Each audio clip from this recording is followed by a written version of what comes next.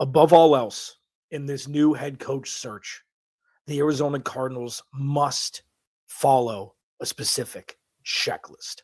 What does that entail? Let's discuss.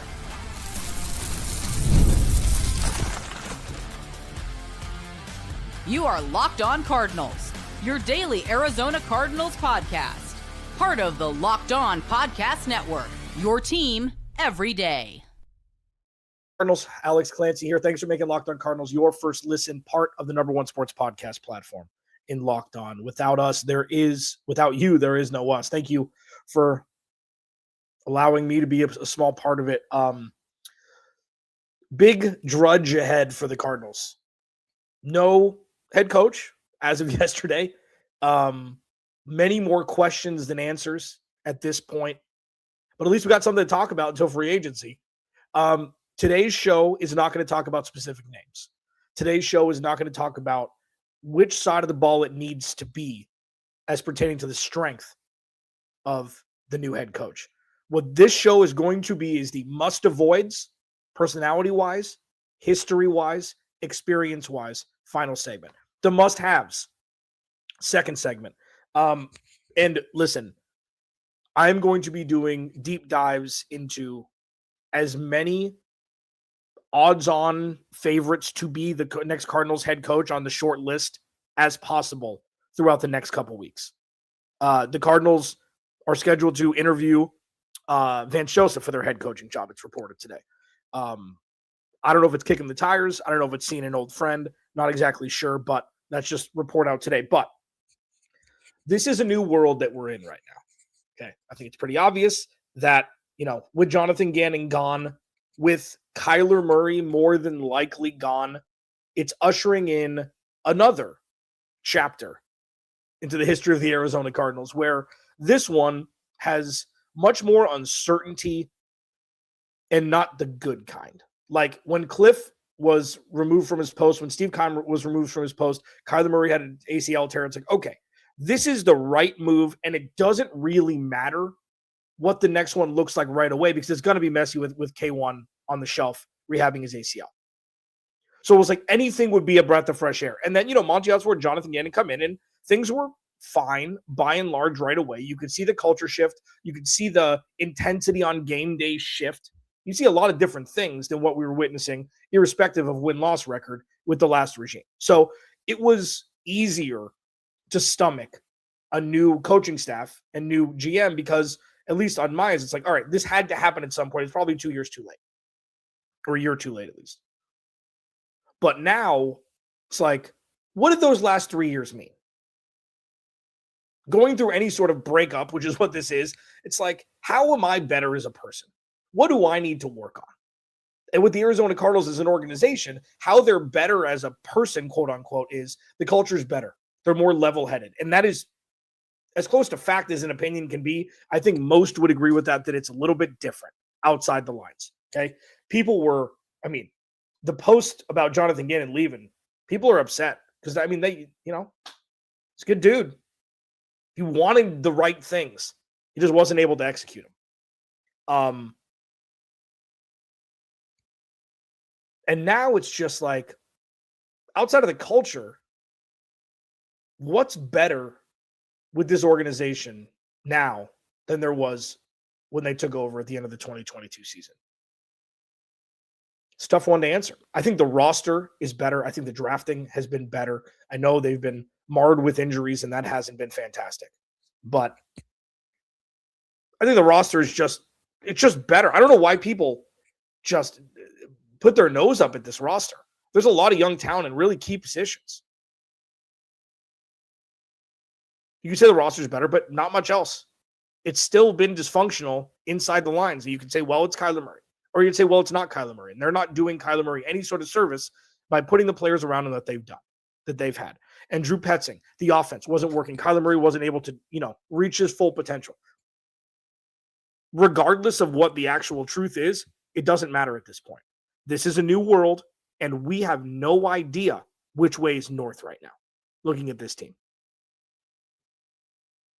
It's still like after Christmas, before New Year's. Nobody knows what day it is. Nobody knows, nobody knows. It's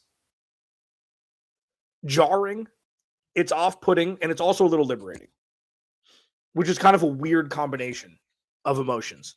But they still don't know which way is up. It's like, man, I got to get in the dating pool again? Oh, all right, let's start it up. And unfortunately, unlike human beings, this entity that is the Arizona Cardinals doesn't have time to take some me time, go on a mini vacation for a couple weeks, come back refreshed, reflect, and then get back at it. Or a couple months, or a year, or whatever it is. They got to do it tomorrow. So the short list of coaches isn't super exciting. Not to mention, the coaches that the Cardinals probably do want won't want to coach here. And the troubling part is they'd be right. Above the others. I mean, listen, Cleveland's not great. Vegas has a number 1 overall pick. Hey, they got Tom Brady. The brand is there. The fan base is there. No income tax, state income tax in Nevada. The Cardinals have a lot of things going against them right now. And it's just something that needs to be addressed before we dive all the way into this pool of the coaching search.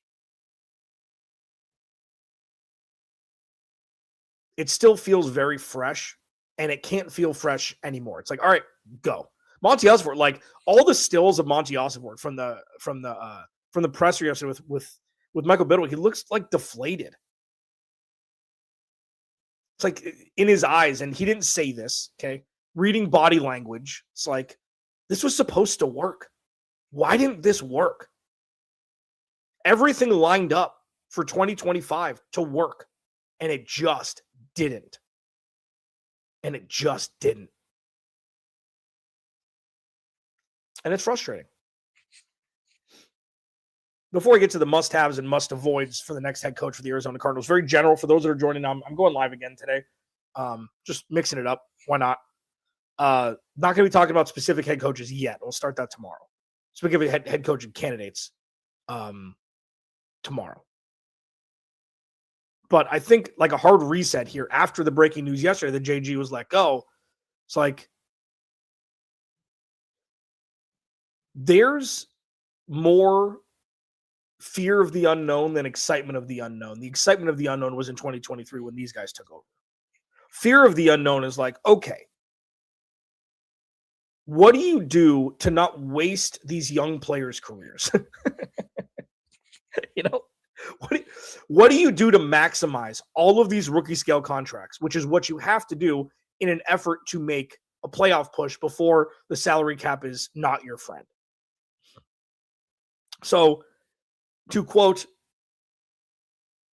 the Indianapolis Colts owner, stakes have never been higher. It's like, okay, what does that mean? There's so many more question marks than answers. We thought we knew everything going into this past season. We thought everything was ready to rip. There were concrete, evidential things. Evidential? There was concrete evidence to show that this season had a better chance of flipping the record that they actually had than what they actually had. I'm still kind of spiraling. Like, how the hell are we here with this team? How the hell are we here?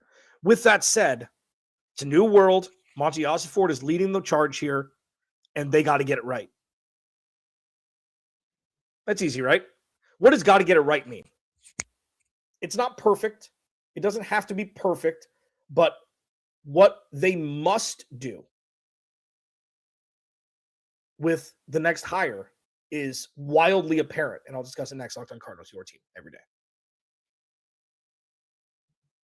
This episode of Locked On Cardinals is brought to you by ZocDoc. Finding a doctor you actually like and feel like discovering a diamond in the rough, and you want someone in network nearby with availability, but you also want a doctor who really listens, make you feel comfortable, explains things clearly, and helps you walk out feeling confident about your next step. Your diamond in the rough doctor exists, and it's finding them easily with ZocDoc. ZocDoc is a free app and website that helps you find and book high-quality in-network doctors so you can choose someone you truly connect with. I love that you can search for a specialty or symptoms and quickly find the right fit. And you can check the verified patient reviews to get a real sense of the doctor's vibe and communication style. The real-time availability means you can book instantly. No phone tag, and appointments usually happen between 24 to 72 hours. So it's a quick turnaround. Stop putting off those doctor's appointments. Go to ZocDoc.com/LockedOnNFL to find and instantly book a doctor you love today. That's ZocDoc.com/LockedOnNFL. Thanks to ZocDoc for sponsoring this message. Today's episode of Locked On Cardinals is also brought to you by Ultimate Quarterback. Like, the draft pick positions are set and so many teams are looking for their franchise quarterback.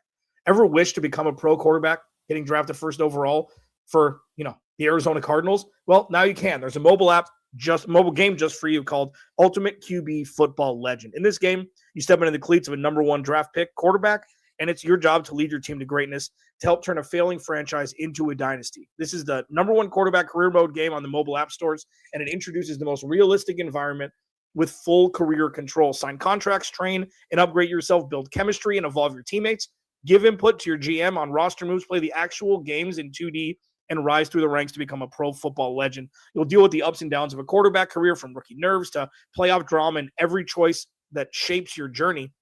Ultimate Quarterback is totally free to play, has no ads, and works 100% offline. Perfect for when you want to sneak in a quick game or two on the go. Just head over to ultimate-qb.com. That's ultimate-qb.com, or search for Ultimate Quarterback in your app store. And we've got something special just for you guys. Use the promo code LOCKEDON, all caps, in the game store to get a free boost at the start of your career. Ultimate Quarterback Football Legend, QB1. It's your legacy. Thanks for hanging out. Thanks for making Locked On Cardinals your first listen, free wherever you get your podcast and on YouTube. Part of the Locked On Podcast Network, your team every day. Join the Everydayers Club. Link is in the description. Ad-free shows, more perks, that members-only Discord. Like, we're leveling up the content game moving forward. And if you want to be a part of it, links in the description. Again, for those that didn't see, Vance Joseph is set to interview for the Arizona Cardinals job. That's the first, I believe, candidate for the Arizona Cardinals to interview. Yikes, but we'll see. The must-haves for the Arizona Cardinals with their new head coach. One, and I'm not usually a huge proponent of this as being something that is an anchor to why you should or should not hire somebody. More of a demonstrative presence. Like, I'm not saying it's got to be Bobby Knight on the sidelines. I'd like a little bit more Dan Campbell. I'd like a little bit more fire. And this isn't a knock on Jonathan Gannon. I thought his stoicism was fine. That's how he did his interviews. That's how he did everything. He's the same person. The only time he really showed fire, which was, take it or leave it, was, the pat he gave to Amari DiMercato after he dropped the ball short of the goal line, which I still think was a touchdown. Yes, I was wrong. Gannon got fired. Thank you. I appreciate it. I appreciate that. I didn't notice that. I thank you for letting me know. A little bit more demonstrative. Okay. More of a presence, and a quiet presence is a real thing. Okay. Like, Jonathan Gannon had presence, but you want this guy to embody this new plight of F it, we got to roll here. Like, you want a Baker Mayfield head coach. A little crazy. You want something that is the complete opposite of Jonathan Gannon. And I'm not, again, these are not knocks on Jonathan Gannon. If they would have brought him back, I would have understood, because they would have blamed injuries and it would have made sense and it wouldn't have been a terrible thing. But this isn't an overcorrection. It's an addendum to who Jonathan Gannon was. Must-haves. One. Number two, for the love of, for me, I really want some experience, some head coaching experience. At this point, and this is tough because there's only a couple of these guys who are quote unquote retreads who have actual experience, like Brian Daboll, guys like that. A first-time head coach just scares me. There isn't that Ben Johnson standout this year at coordinator. Ben Johnson stayed 2 years. He stayed a year longer than he could have, or than he should have. before taking the Bears job. It's like Mike LaFleur, the offensive coordinator for, the Rams, is a name who's atop the list. Arthur Smith is atop the list. We'll talk about names there, but for me, man, it scares me more to have another first-time head coach more than it maligns me. It makes me go, ugh, to bring in a retread. At this point, going for gusto is so much riskier with everything that's at stake with this roster. And I know it's not perfect, okay? What would be perfect is if Jonathan Gannon worked out and the Cardinals won 10 games this year and made the playoffs. That's what would have been the best. That already didn't happen. So the lesser two evils for me is not a first-time head coach again. The problem is all the good coaches are still employed. Now, who knows what Brian Daboll could be? Who knows if Arthur Smith could, have a renaissance here? Who knows if Billy B wants to leave North Carolina and come coach the Arizona Cardinals? Experience for me, regardless of how checkered win-loss past there's been, I think it's mandatory with one but. The only other alternative for me, if you want to bring in a first-time head coach, okay, he's got to be surrounded by two wily vets at coordinator. Guys that have seen some things. Guys that have been around for a long time, 30 years combined kind of stuff. Like, you want the cocoon for that young head coach or that first-time head coach to be so tight, something Jonathan Gannon did not get. And I know that he had a say in his coaching staff and all that stuff. Bringing Nick Roush over is not an original story. It's not an original story. Steve Wilkes did that. He brought his linebacker coach over from Carolina. Al Holcomb, I think his name was. That was a long time ago. I think that's what his name was. So two options. The must-haves are a guy who's been there before, or second place, if it's a first-time guy, it's got to be with not two first-time coordinators. Not even a coordinator. Oh, this guy's been, he's been a linebacker coach for the last 5 years. No. You need that experience. Former head coaches, you need that experience from the coordinator spot. I think that was the biggest downfall for this coaching staff. I haven't been in this situation before. Oh, neither have I. Oh, neither have I. Oh, now what? We'll figure it out. Those are real things. We saw that a lot 2 years ago when they finished 8-9, where it's like there were some situational decisions that are like, wow, they have never been in that situation before, making that call.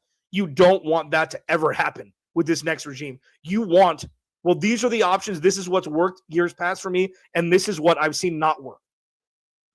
You want an emulsion of all of those things. You want an infusion of experience and fresh eyes on the game if you're going to go that route.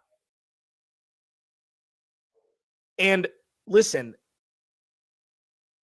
if you do bring in a defensive-minded head coach, you've got to have the best offensive coordinator possible alongside him. Like, I know it's traditional, and this is what the Cardinals have done. They've ping-ponged back and forth from BA to Steve Wilkes to Cliff to JG. Offense, defense. And like far right and far left, far offense and far defense. So it led me to think bringing in an offensive guy with all the talent the Cardinals have and what it looked like when the offense wasn't running great would be the move. So is that Brian Daboll? Is that Mike LaFleur with a killer DC and an offensive coordinator? Is Mike LaFleur going to be calling the plays? Like, there's so many more questions with a first-time head coach and what you want to put on that first-time head coach's plate. Like, it's difficult to run a team and call plays. I mean, Kyle Shanahan, Andy Reid did. I mean, Eric Bieniemy helped with that. I don't know. But that's kind of where we are right now. It's like, it's one or the other. It's retread, quote unquote, which has a bad connotation, a lot of times rightfully so. And, sometimes people strike gold, Or if it is a first-time guy, you need the wily vets, the grizzled vets who have so much tread on their NFL tires that there's not a situation they haven't seen before. And that's something the Arizona Cardinals were without with this last regime. What are the things the Cardinals must avoid in this next journey to find a damn head? I cannot believe we're talking about this still.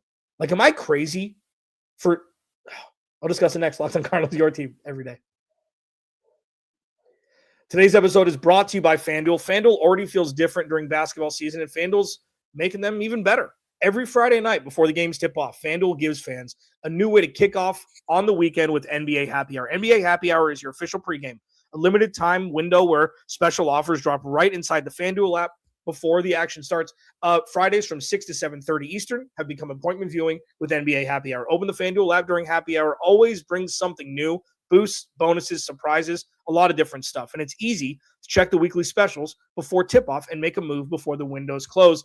The timing is perfect. Right before the games, right before the weekend starts. So, before tip-off, check the FanDuel app and see what's dropping during NBA Happy Hour. Every Friday from 6 to 7:30 p.m. Eastern, a little basketball, little action, and a whole lot of Friday energy. That's NBA Happy Hour only on FanDuel, the official sportsbook partner of the NBA. Thanks for hanging out, everybody. I don't know how long I'm going to do lives for, but just thought I'd try something new. Haven't done them for years and years and years, so we'll see what this offseason brings. Please go to the YouTube channel, search Locked On Arizona Cardinals, hit that subscribe button. Wednesday and Friday nights this week will be the Cardinals Squad Show. We're going to move away from doing it on the weekends, so I believe it'll be Wednesday, Friday, 2 days a week, spread out by at least a day.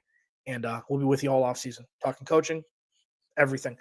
What are the must-avoids for the Cardinals? So the easy one is Cliff Kingsbury. The easy one is Cliff Kingsbury. Have a good day. That's the last segment. Must avoid. Only don't hire Cliff Kingsbury again. 3 first-timers. That's the must avoid.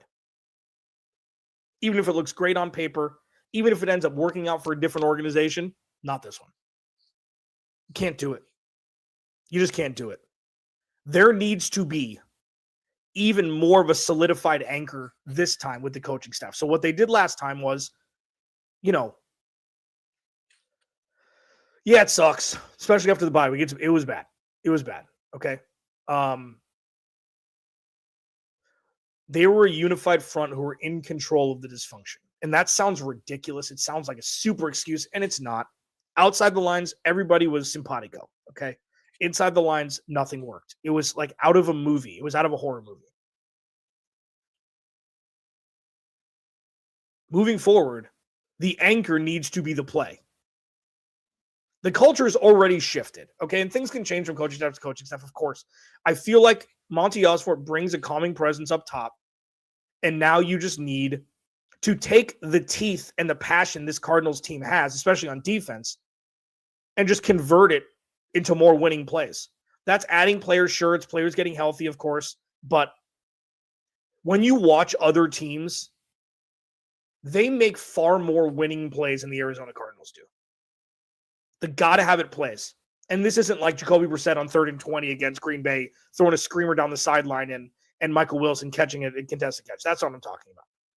I'm talking about 3rd and 8, having the perfect play call and getting a house call when you're down 3 with 2.5 minutes to go, or getting a sack to knock a team out of field goal range when you're up 2 with a minute left. Things like that. Like the Cardinals just don't do. We haven't seen that for a year. We haven't seen it probably for a year, a season and a half. And that's what needs to change. What must avoid is first-timers, all 3. Can't do it. You can't do it. Also, what you must avoid, and this is trickier, what you must avoid is tying your future goals to only what the strengths of the coaching staff is. You need a plan that coaches can fit into. And this is something that's difficult that the Cardinals haven't really been able to do. It's like, oh, Cliff and Kyler Murray. Cool. Let's see how this works. Not, this is how we want these next 5 years to go. This is kind of what we want the offense to be. This is kind of what we're hoping for. Who can fit in that the best? And obviously it's an inexact science because Monty Osborne's not a football player. Michael Bidwell, he's a lawyer and a pseudo quiet politician, and he's not a football guy either. There's got to be a vision, and you go find the people for that vision. And obviously there's research done with, Brian Daboll has a far different history than Arthur Smith or Mike LaFleur or, whatever. But you want to find a vision for the team that you have and find the best coaches that can execute that vision. And it's on Monty Ossenfort to be like, okay, these skill sets work for this skill sets work for this skill set. Let's fashion this together and go. It's going to be a difficult uphill climb for the Cardinals because they're one of the lower valued coaching positions, especially for the vets, which is tough. So you may have to take a flyer on a first-year guy. And then, does that coach fit your vision? Does that coach's strengths, coupled with the talent that the Cardinals have at the positions they have it at, mesh? So this isn't as much as that's the guy with the best history. Grab him. We'll figure it out. The Cardinals organization has always been reactive, not proactive. They haven't been putting their proverbial foot on the neck of other teams. I don't remember the last time I saw it. They're always reactive. They're living in other people's lives, not living their own. So you do this hard reset by saying, this is my life. Do you want to be a part of it? You're going to be great at this. This is what we're going to do with who we have and the draft capital and the money to spend. Do you want to be a part of this? If not, we'll find somebody else. While the Cardinals can't afford to be super picky, of course, they also need to be able to have their game plan played out by people who want to be a part of that game plan and not to be like, hey, Brian, what do you want to do, bro? What do you want to do? You want to keep Kyler? You want to trade up and draft? This is what we're doing. Do you want to be a part of it? And it's easy for me. Oh, you're a big guy behind him. I'm like, that's not how this works. It's not like a black and white thing. It's not a cut and dry. Everything is in the gray. But correct me if I'm wrong. Everything we've watched from the Arizona Cardinals over the last 24, 25 weeks of football, they've always been reactionary. San Francisco week 3. Safety, oh no, field goal lose. Not a 3 and out, not a forced fourth down miss. No. It's always been at the will and the whim of the other team. And the other team right now, until they become a part of the Arizona Cardinals, is all of the candidates for the head coach and coordinator positions. This is what we're doing. We think you'd be great at this. Do you want to be a piece of this and execute it for the next handful of years? Not what do you see your future being? Let's maneuver around that. And obviously there's going to be a little bit of that. There's yin yang to it, of course. But the theory behind this needs to be the Arizona Cardinals have enough to compete. They do. They haven't, but they have enough to compete. They've got all their picks. They've got the 3rd overall pick. They've got enough. And they just need to find the percentages that work out for them where it's like, this is our vision. You fit into this and this is what you're good at. How do you see yourself in this vision and what would you do to improve it? There's that balance. But Monty Osborne really needs to be like, listen, dude, this is what we're doing. This is who we've got. You'd be great for us. What do you think? The difficult part is it's not one of the more attractive spots. And they're just going to have to sell the bleep out of it. Locked On Cardinals, your team every day. Thanks for hanging out. Remember, without you, there is no me. I'll talk to you tomorrow.